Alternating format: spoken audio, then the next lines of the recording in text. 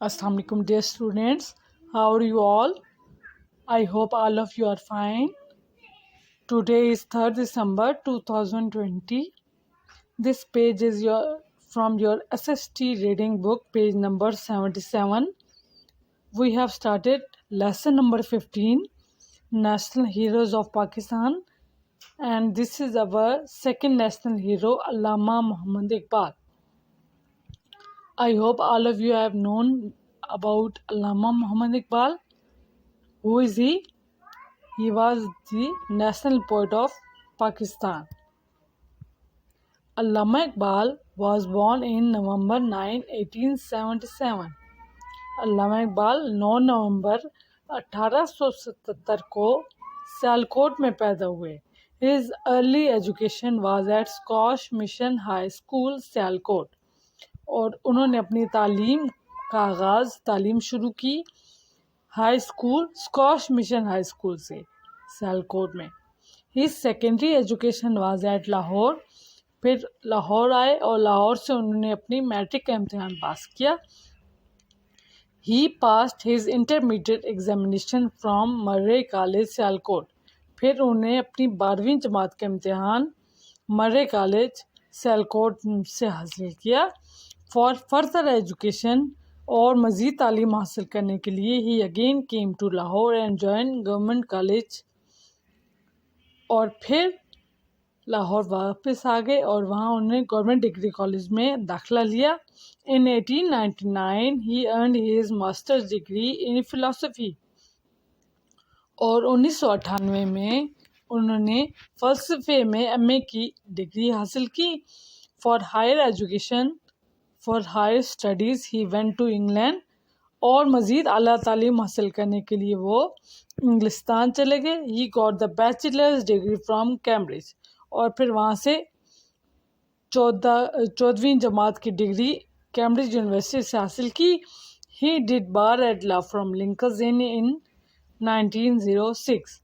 फिर कानून के इम्तिहान उन्होंने 1906 में उसी यूनिवर्सिटी से हासिल किया, लिंकन्स इन यूनिवर्सिटी से. Then he went to Germany for doctorate. और फिर डॉक्टरेट की डिग्री हासिल करने के लिए वो जर्मनी चले गए. He did his PhD in 1908 from Munich university. और फिर उन्होंने 1908 में पीएचडी का इम्तिहान पास किया. ये पीएचडी की डिग्री हासिल जब की जाती है तो उसके नाम के साथ डॉक्टर का लक़ब जो है वो लग जाता है. इसलिए इनको डॉक्टर अल्लामा मोहम्मद इकबाल कहते थे क्योंकि इन्होंने पीएचडी की रखी थी. He return to India in 1908. फिर वो हिंदुस्तान वापस आ गए 1908 में. Besides teaching and practising law, कानून की तालीम हासिल करने के साथ साथ और उसकी प्रैक्टिस करने के साथ साथ Allama Iqbal continue to write poetry. उनको शायरी लिखने का शौक़ था और उन्होंने इस दौरान अपनी शायरी लिखना जारी रखी. बट इन 1909 में he join government college Lahore as a professor of philosophy. लेकिन फिर 1909 में उन्होंने जिस कॉलेज से तालीम हासिल की थी गवर्नमेंट कॉलेज लाहौर, उसमें फ़लसफ़े के प्रोफेसर लगे, टीचर.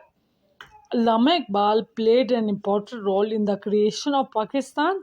अल्लामा इकबाल ने पाकिस्तान को बनाने में बहुत अहम किरदार अदा किया. He wished for a separate homeland for Muslims of India. उनकी ख्वाहिश थी कि हिंदुस्तान के मुसलमानों के लिए एक अलग वतन हो जिसमें वो आज़ादी से रह सकें. On his return from England, इंग्लिस्तान से वापसी पर he came to know that the political conditions in subcontinent were not in the favour of Muslims. इंग्लिस्तान जब वापस आए तो उन्हें पता चला कि बरसगीर में जो सियासी हालात हैं वो मुसलमानों के हक़ में नहीं हैं. So he inspired the Muslims to struggle for an independent country. इसलिए उन्होंने मुसलमानों को एक अलग वतन हासिल करने के लिए कोशिशें करने के लिए उनको جذبہ پیدا کیا ان کے اندر. He wrote many poems to inspire the spirit of freedom among the Muslim youth. مسلم جوانوں میں انہوں نے آزادی کا جذبہ پیدا کرنے کے لیے بہت سی شاعری، بہت سی نظمیں لکھی. His dream for separate homeland for Muslims was realized after his death. ان کا الگ وطن کا خواب جو مسلمانوں کے لیے وہ چاہتے تھے ان کی وفات کے بعد پورا ہوا.